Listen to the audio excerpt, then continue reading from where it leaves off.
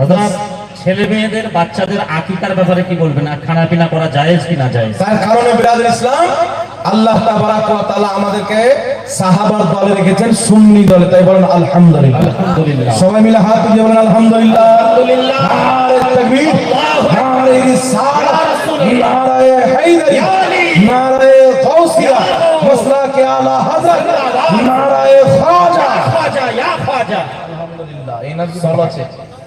জি, আল্লাহ ওয়ালাদের মহব্বত আছে না, তো ইমানের তাজগিও আছে। জি, যতদিন আল্লাহ ওয়ালাদের মহব্বত থাকবে ইমানের ব্যাটারি একবারে হাই ভোল্টেজ চার্জ থাকবে। জি, তাহলে কি বোঝা গেল বিরাদর ইসলাম? মৃত্যু ব্যক্তির নামে খাওয়া দাওয়া করানো, এটা সাহাবা থেকে প্রমাণিত। ইসালে সওয়াব করা আমরা 4 দিনে করি, তাই চাহরম বলা হয়। 40 দিনে করি, তাই 40 বলা হয়। বছরে করি, তাই বার্ষিক বলা হয়। নাম চেঞ্জ হয়ে গেলে কোনো কর্ম হারাম হয় না। নাম চেঞ্জ হয়ে গেলে কোনো কর্ম হারাম হয় না। নচেত দারুল উলুম দেওবান এই নামে কোনো মাদ্রাসা ছিল না, যদি হারাম হয় তো দেওবান মাদ্রাসা হারাম নাকি? বাংলাদেশের কাজী বিন ইউসুফের মাদ্রাসা আছে জামিয়া সালাফিয়া, এই নামে মাদ্রাসা না সাহাবার যুগে ছিল, না তাবিঈর যুগে ছিল, না তাবে তাবিঈর যুগে ছিল। আজ থেকে 100 বছর পূর্বে জামিয়া সালাফিয়া নামে কোনো মাদ্রাসা ছিল না। তো হারাম যদি হয় আহলে হাদিসদের মাদ্রাসা হারাম। তো আগে তোমাদের মাদ্রাসায় আগুন লাগাও আর লাগিয়ে দেওয়া উচিত, ওখান থেকে বেঈমান জন্ম নেয়। আহলে সুন্নাত ওয়াল জামাতের মাদ্রাসা সাজানো উচিত, এখান থেকে আহলে বাইতের গোলাম জন্ম নেয়। বলেন সুবহানাল্লাহ। এবার চলে আসেন বিরাদর ইসলাম, আকিকা। আকিকা তো মানুষজনকে খাওয়া দাওয়া করানো যাবে কি যাবে না? আগে খাওয়া দাওয়ার ফজিলতে দুটো হাদিস শুনলেন, 3টি হাদিস। নবী পাক বলছেন তুমি যেটা নিজেই খাবে ওটাও তোমার জন্য সদকা। মাসলাম উদাহরণ, আপনি একটা ভালো খাবার তৈরি করে নিজে খেলেন, দোয়া করছেন আল্লাহ আমি যা খেলাম এর সওয়াব আমার পিতা মাতাকে দিয়ে দাও। আপনি নিজে খেলেন, এটাও সওয়াব, এই সওয়াব আপনার পিতা মাতার কবরে চলে যাবে। তাই গরিবকে খাওয়ানো যায়, ধনীকে খাওয়া দাওয়া করানো যায়। এবার শুনেন, বুখারী শরীফের হাদিস, প্রথম খণ্ড, সৌদি আরবের ছাপ, কিতাবুল ঈমান, প্রথম অধ্যায়, হাদিস নাম্বার 12। একজন সাহাবী বলছেন ইয়া রাসূলুল্লাহ আইয়ুল ইসলামে খায়রান, ইসলামের উত্তম আমল কি?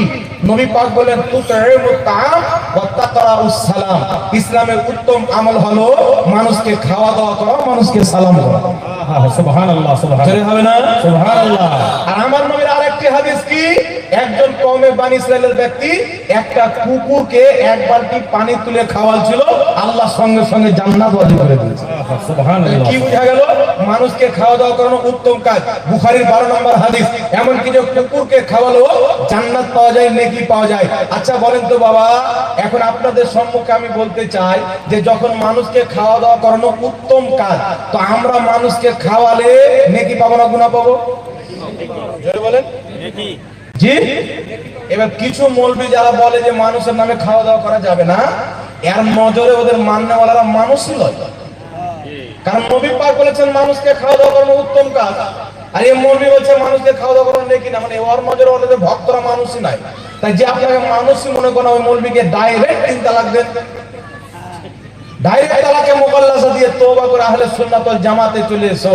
এই দলটাই হচ্ছে জান্নাতি দল। বলেন সুবহানাল্লাহ, সুবহানাল্লাহ। আর কারণে বিরাদর ইসলাম আহলে সুন্নাত ওয়াল জামাত হজ পাকের নামে 11 শরীফ করলে খাওয়া দাওয়ার ব্যবস্থা করে, কারণ খাওয়া দাওয়া করানো উত্তম ইবাদতের কাজ। জোরে বলতে হবে সুবহানাল্লাহ। মুহররমের মাস আসলে ইমাম হুসেনের নামে খাওয়া দাওয়া করায়, 12 রবিউল আউয়াল আছে নবী মুস্তাফার নামে খাওয়া দাওয়া করায়, 6টি রজব আছে গরিব নওয়াজের নামে খাওয়া দাওয়া করায়। তার কারণে আহলে সুন্নাত ওয়াল জামাত আল্লাহর নবীর নামে, আহলে বাইতের নামে, আল্লাহর ওলিদের নামে, নিজের পিতামাতার নামে মানুষকে খাওয়া দাওয়া করায়। কারণ মানুষকে খাওয়া দাওয়া করানো এটা উত্তম ইবাদতের কাজ, আমার নবী গ্যারান্টি দিয়েছেন। সুবহানাল্লাহ, সুবহানাল্লাহ। এই জন্য মানুষকে খাওয়ান। এইবার থাকলো কথা, আকিকার সময় খাওয়া দাওয়া করানো যাবে কি যাবে না? কোন ব্যক্তি নিজের ছেলের আকিকা দিল, ওই আকিকার মাংস যদি মনে করে আমি রান্না করে পাড়া প্রতিবেশী সবাইকে খাইয়ে দেবো, জায়েজ আছে, সমস্যা হবে না। তাই আকিকা দিয়ে খাওয়া দাওয়া করে দিলে কোনো সমস্যা নাই, জায়েজ আছে। দ্বিতীয় নাম্বার হচ্ছে আকিকার টাইমে বা আকিকা করার পর যদি বাচ্চার মুসলমানি দেওয়া হয়, যাকে আমরা খাতনা বলি, এই খাতনা উপলক্ষে খাওয়া দাওয়া করানো যাবে কি যাবে না? বর্ধমানের গোপাল ভাড়া এক লিটার নুন কাটা খাওয়া। এত মানে নোংরা ভাষা ব্যবহার করছে আমি বলতে পারছি না।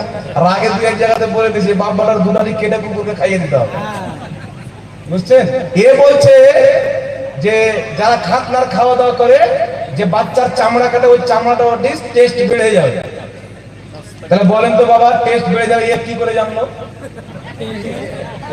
হ্যাঁ এখন মানে এই ছোড়া খেয়েছে। হ্যাঁ এই জন্য মানুষ হয়ে নাই বিলেতি কুত্তা হয়ে গেছে, বুঝতে পারছেন? এ খেয়েছে টেস্ট ভালো লেগেছে, তুই খা। তোদের নসিবে কাওয়ার গোশ, মন্দিরের প্রসাদ, তোদের নসিবে উটের পেশাব, আর সুন্নিদের নসিবে নুরানি নবীর সুন্নাত হালওয়া। সুবহানাল্লাহ সুবহানাল্লাহ। এত ভাগ্যের কথা না।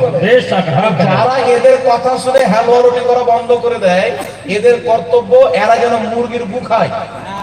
কারণ এদের ফতোয়া হাদিয়াতুল মাহদিতে লেখা আছে, এদের ফতোয়া আহলে হাদিসদের ফতোয়া হলো কি ফতোয়া? এদের ফতোয়া হলো যত রকম জানোয়ারের মাংস খাওয়া যায় এই সমস্ত জানোয়ারের মুতো পাক গুও পাক। নাউযুবিল্লাহি মিন যালিক। জি এর কারণে কলকাতার ভাড়া বলছে কাউকে যদি জন্ডিস হয়ে যায় এক গ্লাস উটের পেশাব পান করেন ভালো হয়ে যাবে। এ বেটাকে জন্ডিস হয়েছে, একজন জওয়ানদের মুর্শিদাবাদের একটা ছেলে ফোন করেছে, কোথায় আছেন? বলছে হসপিটালে। কেন? বলছে জন্ডিস হয়েছে। তো হসপিটালে কি করছেন? আপনি তো বলেছেন জন্ডিস হলে এক গ্লাস উটের পেশাব খান ভালো হয়ে যাবে। তো আপনাদের দিকে উট না থাকলে বলেন মুর্শিদাবাদ থেকে পাঠিয়ে দিচ্ছি।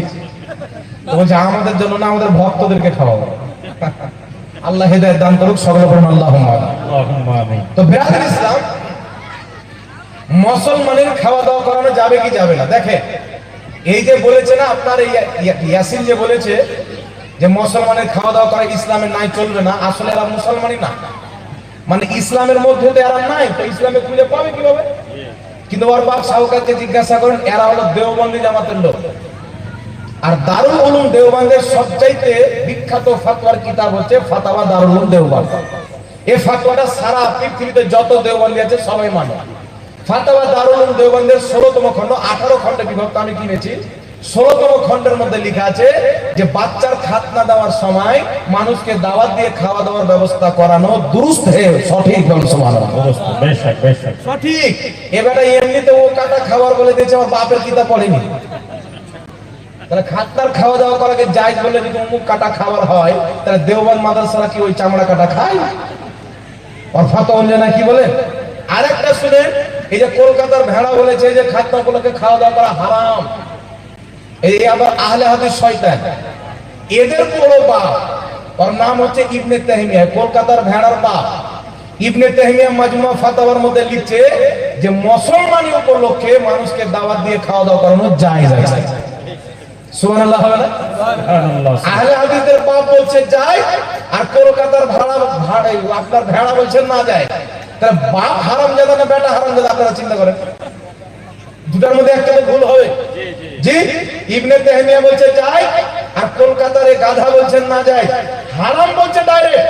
তাহলে ওর বাপ হারামকে হালাল বলেছে, আর শৈল বলছে মুস্তাহিল্লুল হুরমাতি কুফরুন। কোন ব্যক্তি যদি কোনো হালাল জিনিসকে জেনে শুনে হারাম বলে, ওই ব্যক্তি কিন্তু কাফির হয়ে যায়। তাহলে তাদের ফতোয়া অনুযায়ী ইবনে তাইমিয়া মুসলমান না কাফির? জি তো ওদের ফতোয়াতে ওদের বাপ কাফির হয়ে গেল, জাহান্নামে চলে গেল। তাহলে এদের বাপ কবরে খবর পেলে কি বলবে যে এইরকম হারামজাদা বেটা ছাড়ার চাইতে যদি সুন্নি বেটা ছাড়তাম তো জাহান্নামে যেতে হতো না, জান্নাতে যাওয়ার দোয়া হতো। বুঝতে পারছেন কথা আমার? এইবার চলে আসেন বিরাদর ইসলাম, আর যে একটা দলিল নিয়ে এলেন।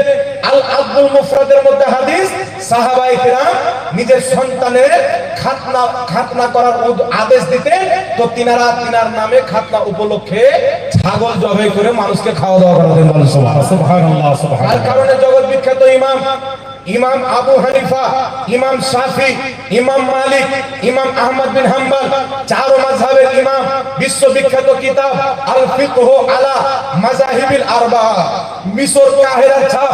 এই কিতাবের মধ্যে ইমাম আবু হানিফা তিনার মাযহাব, তিনি বলছেন খাতনা উপলক্ষে খাওয়া দাওয়া করানো জায়েজ আছে। ইমাম মালিক বলছেন খাতনা উপলক্ষে খাওয়া দাওয়া করানো জায়েজ আছে। ইমাম শাফি বলছেন খাতনা উপলক্ষে খাওয়া দাওয়া করানো জায়েজ আছে। ইমাম আহমদ বিন হাম্বল বলছেন খাতনা উপলক্ষে খাওয়া দাওয়া করানো জায়েজ আছে। সুবহানাল্লাহ সুবহানাল্লাহ। চার মাযহাবের ইমাম, কেউ 5 লক্ষ হাদিসের হাফিজ, কেউ 10 লক্ষ হাদিসের হাফিজ, কেউ 3 লক্ষ হাদিসের হাফিজ, কেউ 6 লক্ষ হাদিসের হাফিজ। বড় বড় ফুকাহা বলছে যায়, আর বাগে একটা বর্ধমানের পোল্ট্রি মুরগি বলছেন না যায়। তাহলে পোল্ট্রি মুরগি বেশি দিন চলবে? এতে একটু রোদ্র হলেই সারা মরে যাবে নাকি বলে? এ মাল বেশি দিন চলবে না।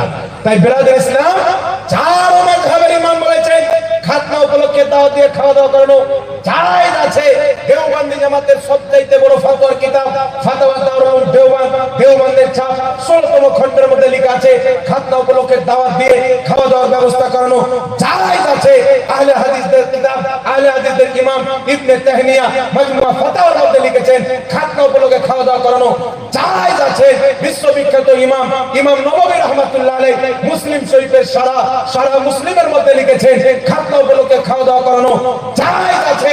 জগৎ বিখ্যাত ইমাম ইবনে কুদামা নিজের কিতাব আল মুগনির মধ্যে লিখেছেন খাতনা উপলক্ষে খাওয়া দাওয়া করানো শুধু জায়েজ নয়, এটা মুস্তাহাব নেকির কাজ। বলুন সুবহানাল্লাহ, সুবহানাল্লাহ, সুবহানাল্লাহ, সুবহানাল্লাহ। এতগুলো ইমাম বলছে জায়েজ, আর এক গাধা। এই জন্য আমার নবী বলেছেন কিয়ামতের পূর্বে কিছু জাহিল বের হবে, নিজের মাদ্রাসায় কায়দা পড়ায় বর্ধমানের জুলহাটা, কোরআন না জানা পড়ায়, আর স্টেজে ডায়লগ দেয় মনে হচ্ছে মুফতি আজম, পেশাব করে পানি লাগার তরিকা জানে না। বুঝতে পারছেন বাবা? আর কলকাতার ভেড়া তো মিস্ত্রিগিরি করতে করতে এই 2 পাতা বাংলা পড়ে উল্টা পুল্টা বলতে লেগেছে। আর যে আহলে হাদিসদের মধ্যে উল্টা পুল্টা বলবে ওই ওদের বড় বক্তা। সুজা বললে কোনোদিন বক্তা হবে না, বক্তা হওয়ার জন্য উল্টা বলতে হবে। বুঝতে পারছেন? তার কারণে বিরাদ ইসলাম বলেন তো ইমামদের ফতোয়া মানবো না সাহাবার ফতোয়া মানবো না এদের ফতোয়া মানবো? জোরে বলেন। সমস্ত ইমাম বলছে যাই, সাহাবারা বলছে যাই, আর এরা বলছে না যায়, তাহলে এরা সাহাবার দিন প্রচার করছে না ইহুদির? এই ধরে বলেন ইসলামকে নষ্ট করছে। তাই এদেরকে টাকা পয়সা দিয়ে দাওয়াত দিয়ে বক্তব্য করানো শরীয়তের নাজায়েজ রয়েছে, এদেরকে সমর্থন করা নাজায়েজ রয়েছে। যে সাহাবার বিপক্ষে ফতোয়া দেয়, ইমাম মুজতাহিদিনদের বিপক্ষে ফতোয়া দেয়, তাদের বক্তব্য শুনলে জাতি জাহান্নামে যাবে। তাই আপনাকে বক্তব্য শুনতে হবে আহলে সুন্নাত ওয়াল জামাতের সুন্নি আলেমদের। জোরে বলেন সুবহানাল্লাহ, সুবহানাল্লাহ।